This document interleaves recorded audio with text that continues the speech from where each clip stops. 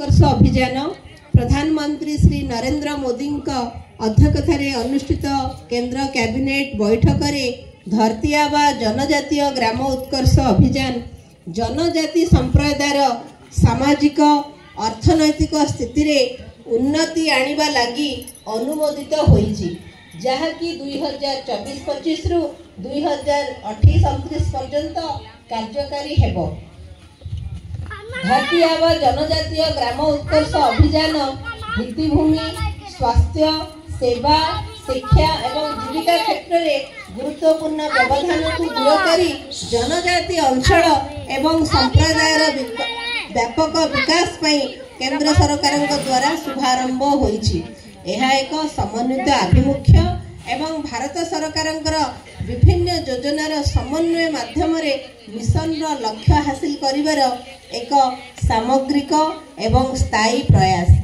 एही मिशन द्वारा मनोनीत जनजाति बहुल ग्राम 500 किंबा ताठारु अधिक जनसंख्या अति कम रे 50% आदिवासी बासिंदा तथा आकांक्षी जिल्लार 50 किंबा ताठारु अधिक जनजाति जनसंख्या थिबा ग्राम रे सक्षम भित्तिभूमि विकास एवं सामाजिक अर्थनैतिक स्थिति को वृद्धि करने को लक्ष्य रखा जायछि।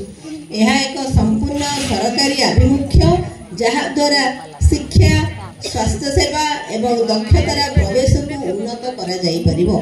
एही मिशन रे ओडिशार 27 जिल्ला 234 ब्लॉक 7667 ग्राम 10,83,661 जनजाति परिवार एवं 48,15,670 जनजाति लाभार्थी अंतर्भुक्त अछंती।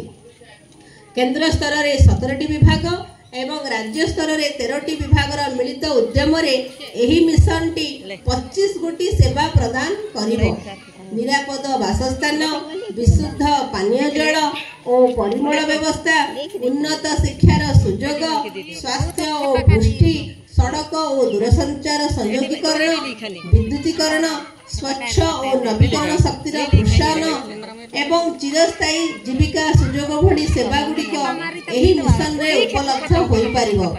आम सुंदरगढ़ जिल्लार मिश्रा ब्लॉक रे 11 गोटी पंचायत एथिरे अंतर्भुक्त आमर 14 गोटी पंचायत अछि सेथिरे 11 गोटी पंचायत एही धरती आबा ग्राम उत्कर्ष अभियान रे अंतर्भुक्त तथा 34 ग्राम एथिरे अंतर्भुक्त।